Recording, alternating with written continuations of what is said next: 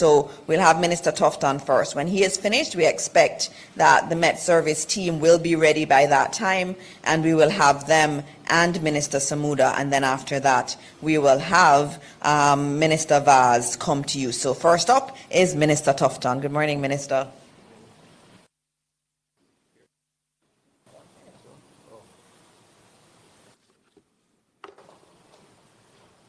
Thank you very much. Thank you, Minister. And let me just welcome and recognize my colleague ministers in the audience who have been mentioned before, members of the civil service group, including my own permanent secretary, Errol Green, and I also have with us our head of the emergency services in health, Dr. Dawkins Wright, who is prepared to elaborate on any specifics related to our preparedness.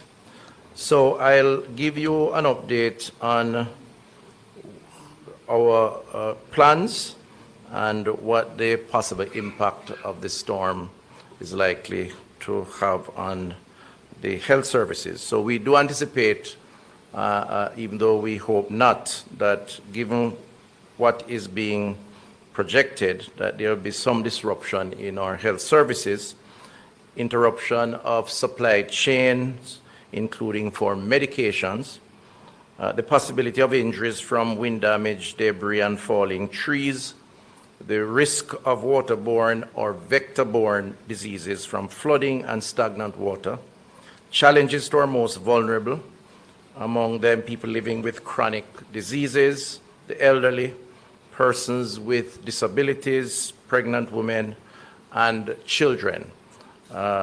So there's likely to be an impact on the entire society, our entire lives, and we need to prepare for that. The Emergency Operation Center is now fully activated within the Ministry of Health and Wellness. It's a 24-hour center which keeps in touch with all the collaborating agencies and mans from that space the response that is required throughout the country. And that is up and running. We continue to prepare our efforts across the island, and we have had a number of consultations over the past number of days with the regional health authorities and other stakeholders. So these are some of the specifics. All public hospitals will now enter emergency mode. This means that while hospitals remain open, outpatient services and elective surgeries will be suspended for the time being to focus on the emergencies. Visitations will be limited, and family members are asked to pick up their relatives who have been admitted for non-critical reasons, and the respective hospitals will reach out to those family members. We have to reserve bed space just in case we need them for emergencies. In terms of health centers, we remain open until 4 p.m. today. A further update on our health centers will be provided tomorrow. So up to 4 p.m. you can access health centers across the country. We have 325 across the country. In terms of the system readiness, there are approximately 116 priority facilities, 25 hospitals, and 91 type 3 to 5 health centers. A verification exercise has been conducted with key capacity indicators, which include the following: human resources, some 702 personnel identified and are on standby across parishes for emergency response activation.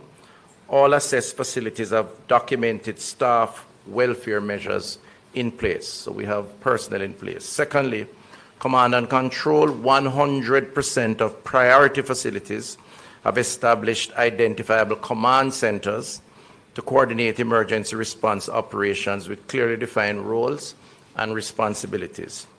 Backup power systems, 75% of priority facilities have functional backup electricity systems, generators with fuel reserves, capable of sustaining power for some 72 hours post-disaster.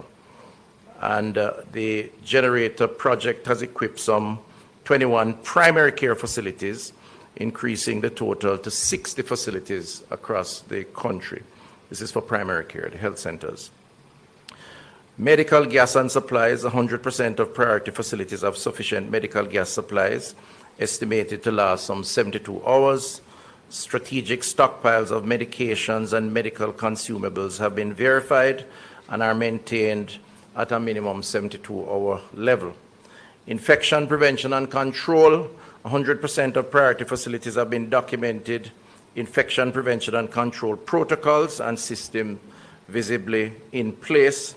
Transportation fleet, 87% of priority facilities reported having fully functional transportation or vehicles fleet for emergency response and patient support. Communication capacity, 75 UHF radio systems available for mobile response teams. Based on radio check, JICA emergency communication project is in operation in some areas as of July 2025. Starlink backup communication system have been tested in Western region for enhanced redundancy. So we are putting in and have put in communication systems to be able to communicate if there are disruptions in normal channels.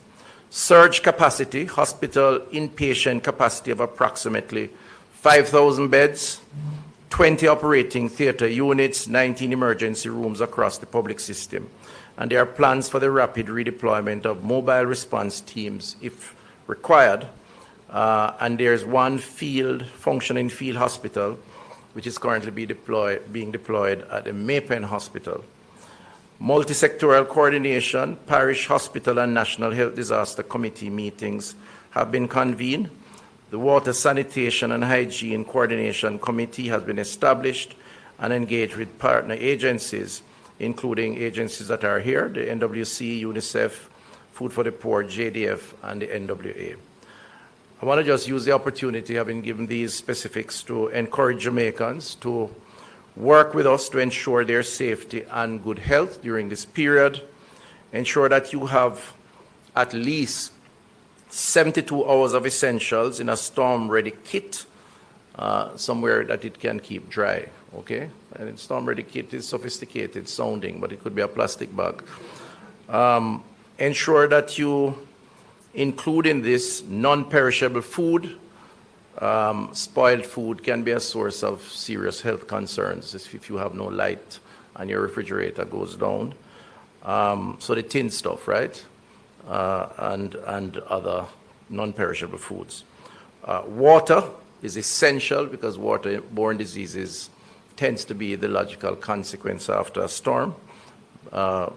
Medications, flashlight, battery-powered radio, and extra batteries. So it's important that the public take the next number of hours to prepare themselves.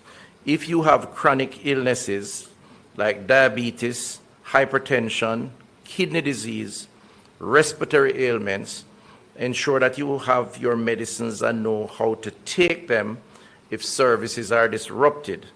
And we do encourage persons to communicate with their health provider in anticipation of the possibility of disruption. So whatever clarity they need, they can get before. We also would like to say and encourage you to stay tuned to updates, and I'm sure there may the Met Service and ODPM and so on that will give updates, but the Ministry of Health will also provide updates as necessary, and the extent to which you can get those updates from main media, traditional media, or otherwise you should. However, my closing remark is that be also cautious around the social media communication and ensure that it comes from sources that are credible. In disasters, we tend to get a lot of misinformation. Everybody's an expert, and we could create confusion in that way. So we discourage those who would like to be an expert but know they are not from communicating unless they're absolutely sure. And we certainly encourage the public to stay tuned to the recognized and authoritative sources around this. Thank you very much, and we wish all a safe passage through this storm. Thank you very much, Minister Tufton.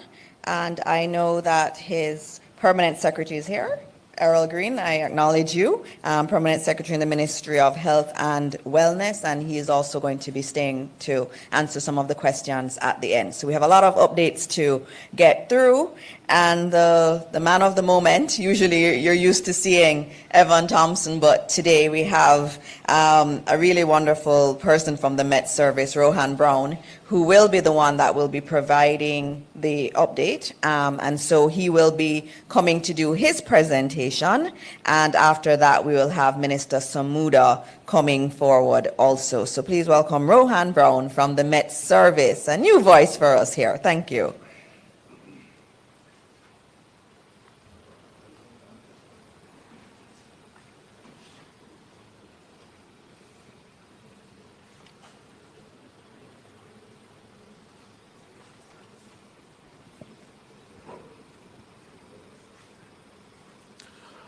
Good morning, everyone, and thank you, Minister Morris Dixon. At this time, the Meteorological Service continues to closely monitor Tropical Storm Melissa, which has shown a slight increase in forward speed, but remains a slow-moving system across the central Caribbean waters.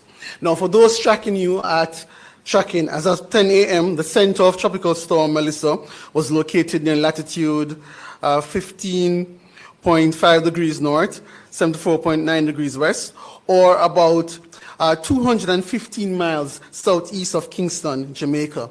The system is moving slowly towards the northeast near 7 kilometers per hour, and maximum sustained winds are up to 75 kilometers per hour with higher gusts.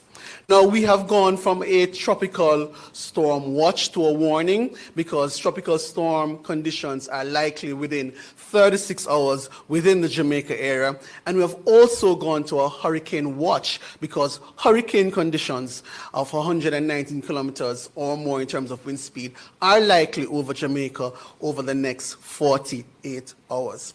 Now, little strength in forecast is expected over the next day or so. But what is interesting, we just had a discussion with the National Hurricane Center, and coming out of that is that Melissa could become a major hurricane sitting south of Jamaica on the weekend. And that, of course, is something that we have to pay special attention to. Generally, in terms of the impacts, we're expecting significant rainfall amounts that could cause localized flooding and landslides, especially over low-lying and flood-prone areas due to Melissa, and of course the antecedent conditions of the heavy rainfalls over the last couple of weeks, which would allow the soils to be very wet or saturated at most. And strong gusty winds are likely in terms of tropical storm winds over Jamaica Friday into the weekend, and as such we have gone for the tropical storm warning, and the hurricane conditions are likely on Saturday, and therefore we have gone for a hurricane watch as well. Marine interest should expect widespread showers and thunderstorms accompanied by tropical storm force winds today and continuing into the weekend. Winds reaching hurricane strength are likely on Saturday, particularly over southern and eastern offshore areas. And of course, we're advising that all marine operators, including fishers on the quays and banks, should have by now be in port, and we're urging them to complete their necessary safety precautions without delay.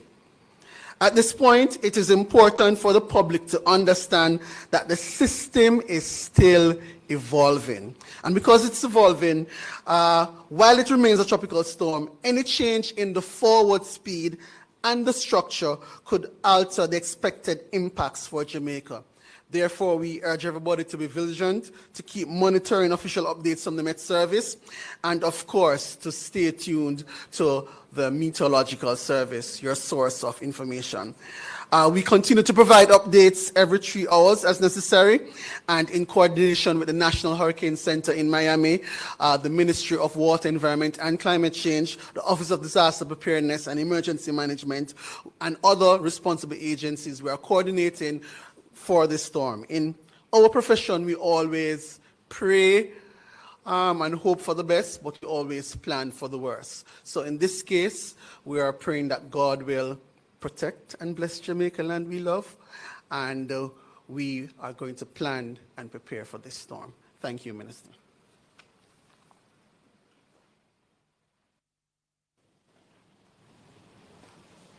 All right, you heard it. That's the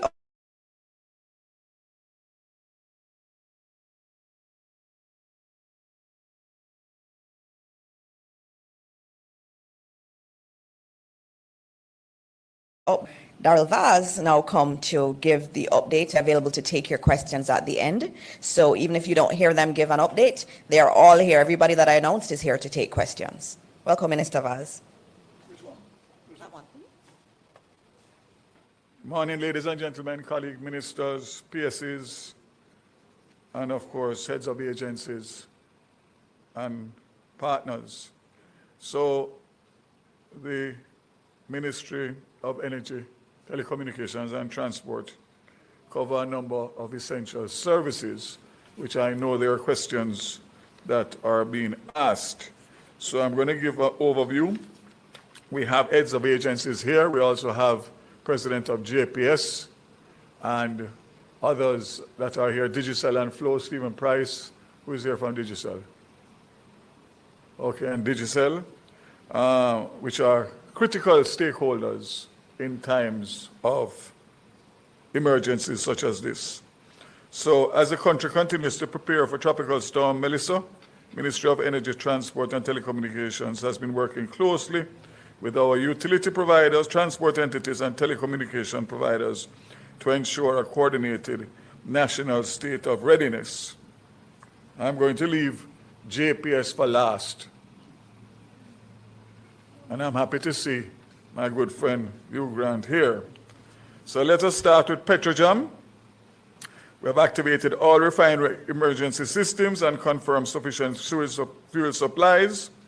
Over 2 weeks worth of refined products and 10 days of LPG following the storm. Loading facilities in Kingston and Montego Bay will extend hours to support pre-storm deliveries, and Jamaica Aircraft Refueling Services, JARS, is fully stocked with jet fuel and aviation gasoline to ensure continuous aircraft refueling. Flow Jamaica has fully activated its crisis management system with support from local and regional teams. Power resilience has been strengthened with over 61% of mobile sites now having backed up power and 143 new generators installed island-wide. All generators are refueled and serviced, and field teams are mobilized. Company's Emergency Operations Center is active, and the public can reach the center for emergencies at 876-929-9834. I'll repeat that, 876-929-9834 and 876-929-9837. That's 876-929-9837. Digicel has formed a dedicated disaster response core team to ensure continuous operations during the storm. Company has strengthened communication redundancy with satellite phones and backup connectivity through other providers. All network sites, towers, and facilities have been structurally inspected, and generators confirmed to be up and running condition. Essential spare parts are secured locally and overseas, and mobile cell sites are ready for rapid deployment to restore service. Digicel has also conducted safety training and weather simulation drills to enhance preparedness and technical response. Transport, Jamaica Urban Transit Company, JUTC, will maintain regular bus operations as long as conditions are safe to do so. Service updates will be shared via social media and public channels. 30 buses are designated for emergency deployment across depots in Portmore, Spanish Town, Rockfort, and Montego Bay.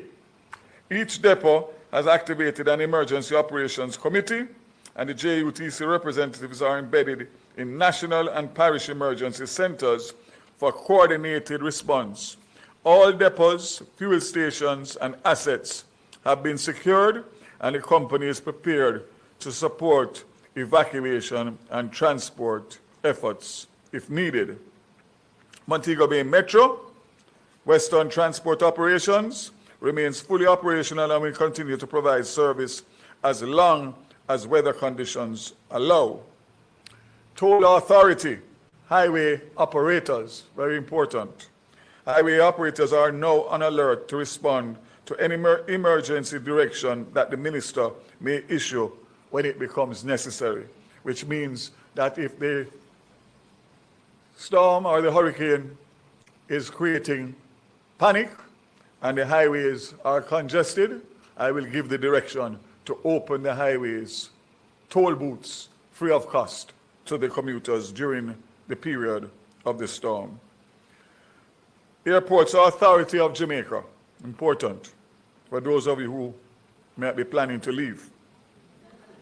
Emergency protocols are fully activated at Jamaica's international airports in preparation for Tropical Storm Melissa. At Sangster International Airport, MBJ Airports Limited has implemented pre-hurricane measures, including drainage and tree clearing, testing of generators with a 36-hour fuel reserve, and positioning of emergency supplies. At Norman Manley International Airport, PACAL has directed stakeholders to secure assets and complete drain cleaning, structural checks, and power system tests. Both airports will expedite reopening once safety is confirmed, with updates shared through official bulletins, social media, and coordination with airlines and government partners. So the question that is being asked out there, is there a possibility of the airports being closed? So I made sure to clarify that with the Airports Authority. The minute that a hurricane warning, not a watch, a warning has been issued, it is likely that the airports will close within 24 hours. It is not a must that both of them will be closed at the same time. It's all dependent on the tracking of the storm or the hurricane and the elements in terms of the locations of the two airports, which are obviously on the sea. So for right now, airports remain open, and the only time that we will move to close the airports will be if the Met Office issues a hurricane warning. If that was to be predicted or projected, that would probably be sometime tomorrow into Saturday. So sometime between tomorrow evening and Saturday day. But best thing is to monitor, and the hurricane warning is the trigger. So let's end my briefing on JPS. JPS has reported to me that they have fully activated the command centers under the new incident command system and placed overseas line workers on standby, with 31 of them already in Jamaica for pre-storm preparations. To boost resilience, critical control and telecom sites now have 48-hour backup power and new Starlink systems for communication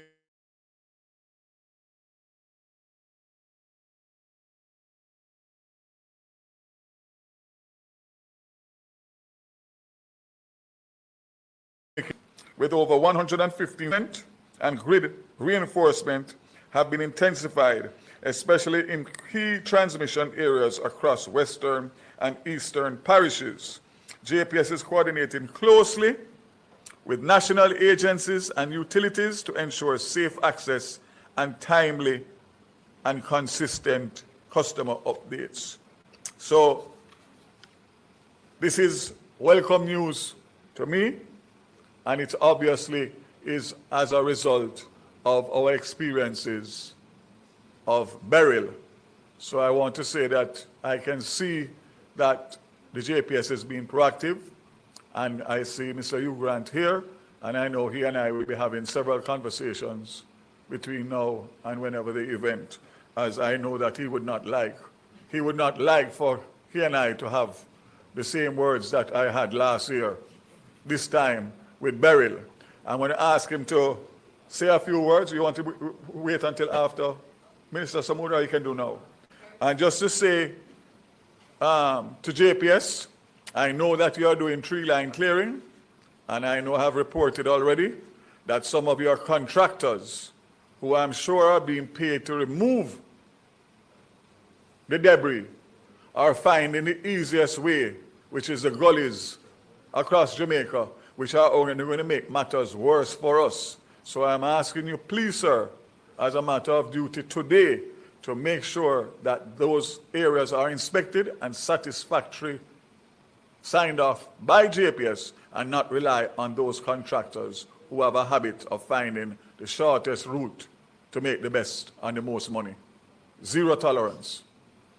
So, ladies and gentlemen, based on what I have told you here, I think the most important update is that of the JPS, and I am confident that we will manage, if necessary, much better than we manage based on the lessons we all learned coming out of Beryl. And you can rely on this administration and my colleague ministers and myself to be vigilant and to hold those accountable and responsible for an efficient response in all areas. Thank you. You want to say something, you?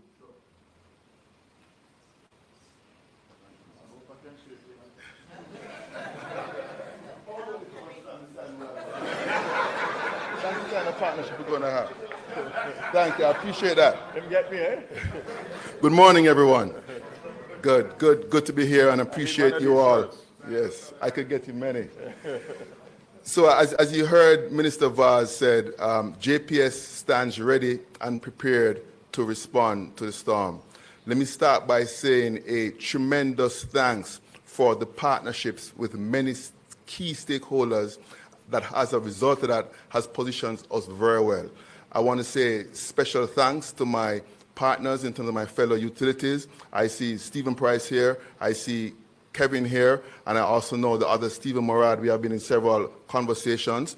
I also want to say special thanks also to National Water Commission. I see Minister Samuda here, along of course with Kevin, who we have been partnering on multiple fronts.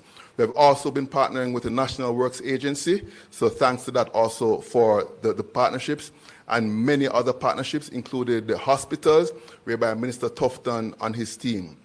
So frankly, JPS has had a renewed approach in regards to storm response. And in the interest of time, I'll just share a few things that I consider, frankly, game-changing in terms of how we approach storms. Let me start by saying, in regards to our new incident command structure.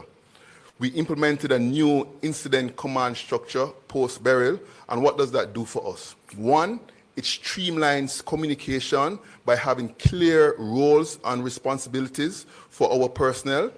The other key thing that it does is it has an arm that's a liaison arm to communicate with key stakeholders. So what does that look like for us? We have an arm that's dedicated to the municipal corporations, whereby there we'll be getting the window and the lens of what's happening locally within the various parish councils and their disaster response and emergency agencies, bring that into our incident command to inform our response. I want to make a special call out to Minister Mackenzie for his support of his initiative, and we have been working tirelessly with his team around this. Frankly, we have exercised this in early November with the passage of Tropical Storm Raphael. It worked well, and we'll only continue to build on that. The other key thing that liaison arms does is it also establishes window into what's happening with our telecom and also the water space. There again, we'll be having daily calls with these key entities in terms of what are you seeing, what are your priorities, and ensure that it's prioritized and aligned with our response. So that heightened stakeholder engagement, that heightened transparency, that heightened communication, I think will serve us very well and be game-changing.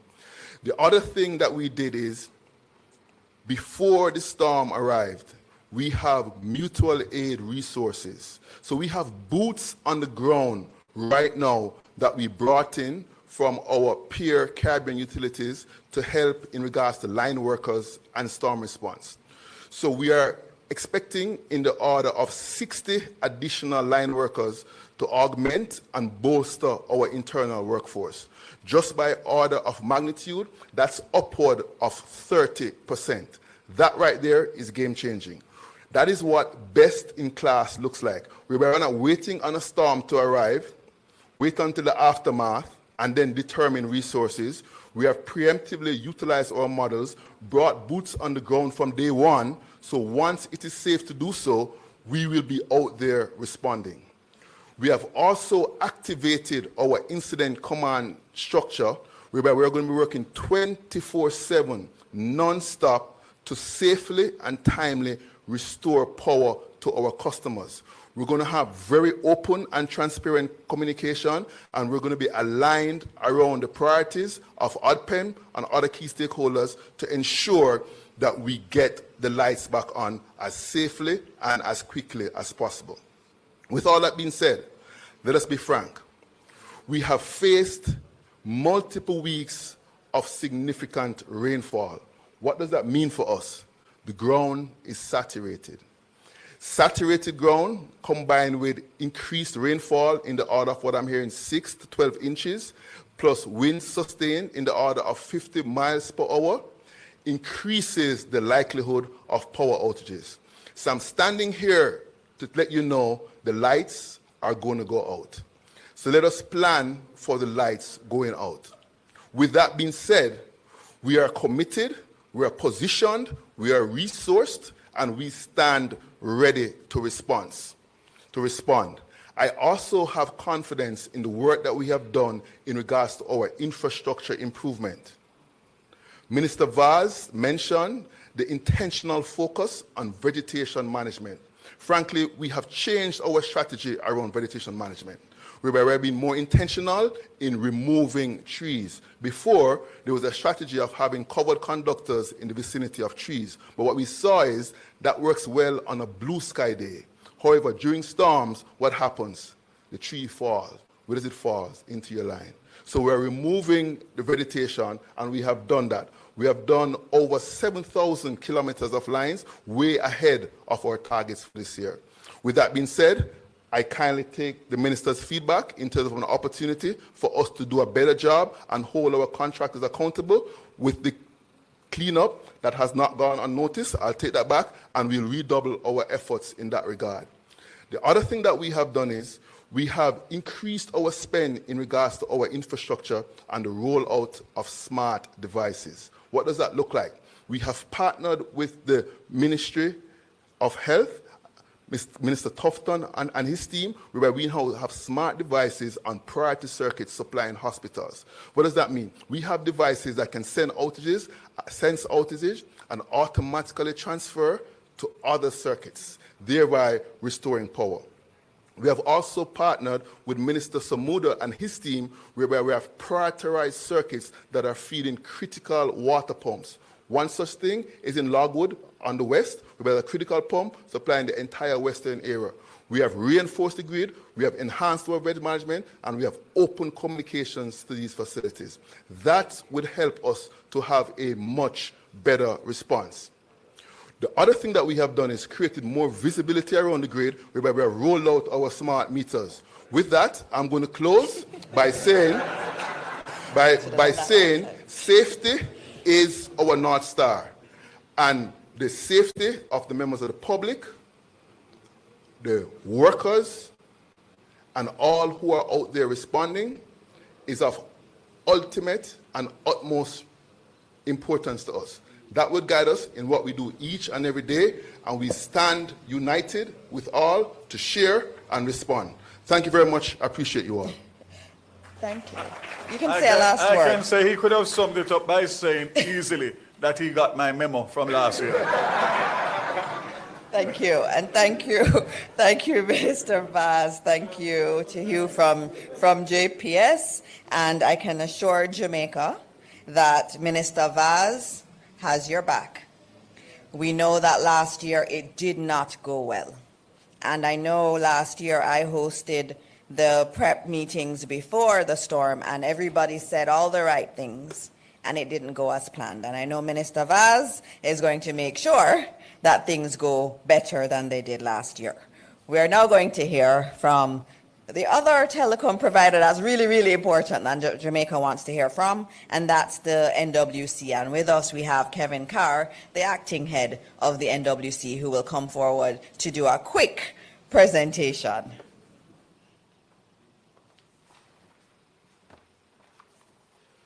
Thank you, Minister. Morning, everyone.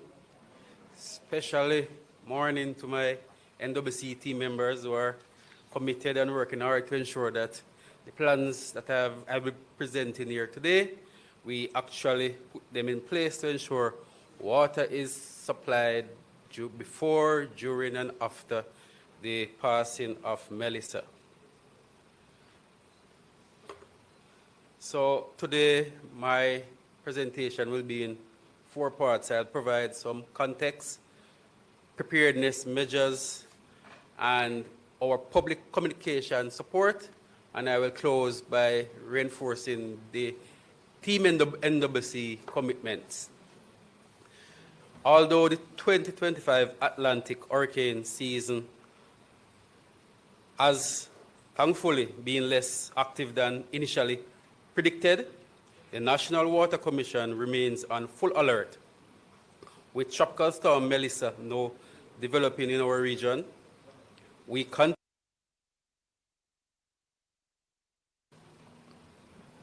as Jamaica main supplier of potable water and provider of wastewater treatment services.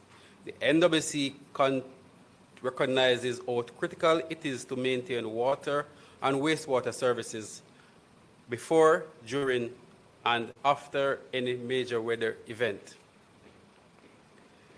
Next, we will share what we at NWC have been doing to ensure we are prepared. From the beginning of this year hurricane season, we activated our hurricane preparedness and response plan, ensuring that systems, personnel, and communication channels are in place to respond swiftly and effectively. Our priorities remain clear: to protect the safety of our employees, infrastructure, and critical assets. And second, to guarantee continued access to safe drinking water and wastewater services for more than 540,000 customers across Jamaica.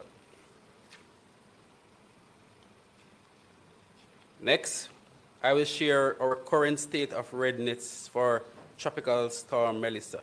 With the development of Tropical Storm Melissa, the NWC has moved into heightened state of readiness. Key actions include: all hurricane response team members have been briefed and placed on high alert. Managers have met with their parish disaster committees to continue local actions. Heavy equipment, including water trucks and backhoes, has been prepared or placed on standby in regions where contractors' support may be required. Private providers of standby generators have also been engaged in case additional capacity is required. Field teams have been equipped with protective gear such as water boots, rain cloaks, and flashlights. In St. Thomas, pipelines located in landslide-prone areas that crosses rivers have been temporarily removed to prevent them from being washed away during heavy rainfall. Open trenches at work sites are currently being reinstated ahead of the bad weather and will be revisited for inspection and repair immediately after the passing. Storage levels are being filled and secured to support post-storm recovery. Teams are on standby to close off intakes such as yalas to prevent silting and blockages. Vehicles have been fueled and positioned on higher ground. Workers have been engaged to ensure hospitals, prisons, and other essential facilities have access to water after the storm. The NWC has established working groups with our key partners, JPS, the NWA, the municipal corporations, to ensure there is access and continuity in service after the passing. All existing water restrictions have been lifted to allow our customer to store water out of bad weather. In the western region, particular attention has been given to the Great River Water Treatment Plant, which serves Greater Montego Bay and its environs. This facility is often challenged with high turbidity during heavy rainfalls. In preparation for the coming weather, the intake at the Great River was taken out of operation for a new, more efficient pump to be installed. We have commissioned back in operation the full capacity of Great River water treatment plant last night, and our customers should gradually see improvement in service as of this morning. Next, I will share our public communication and support. The NWC also began sharing hurricane and tropical storm safety tips across our social media platforms and websites to help customers prepare and stay informed. We encourage the public to rely on these official channels for accurate, timely updates and advisories. And finally, the NWC remains committed to public safety, service continuity, and operational resilience.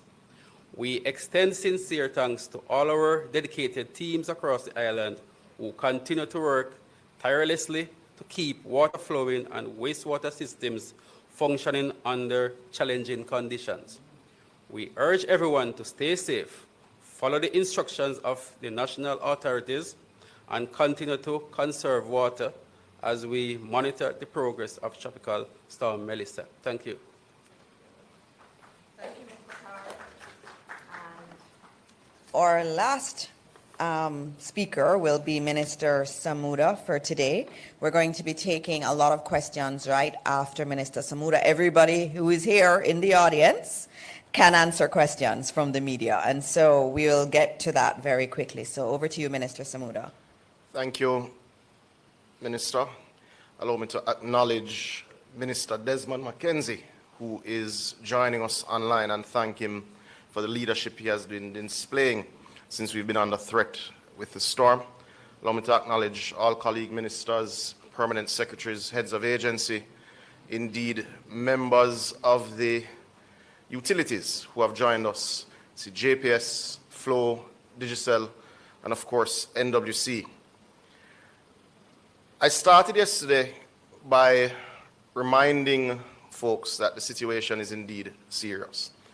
As at 8 a.m., as you would have heard, we would have moved to a tropical storm warning and to a hurricane watch.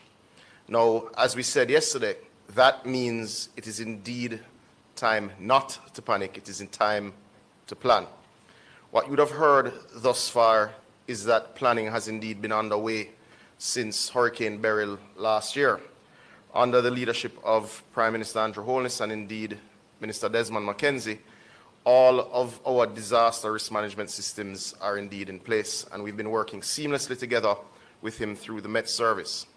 So the first thing I'd like to highlight and bring to the country's attention is that, yes, we are aware and have taken recommendations and indeed some fair criticism that we have some work to do on the communication protocols from Met Service. So over the coming 24 hours, you'll see significant improvement in communication of exactly what is happening, as we know there's a fair bit of anxiety within the society. But in that communication, we are encouraging, as Minister Tufton did, that members of the public stick to official sources. The official sources will be the Met Services website and indeed social media accounts, the ODPEM website and social media accounts, the Office of the Prime Minister website and social media accounts, Ministry of Education, Youth, JIS, Ministry of Water, doesn't quite have a website yet, but certainly we have social media accounts. But the broader point is that we're encouraging all members of the public, regardless of what your concern is, whether it's just general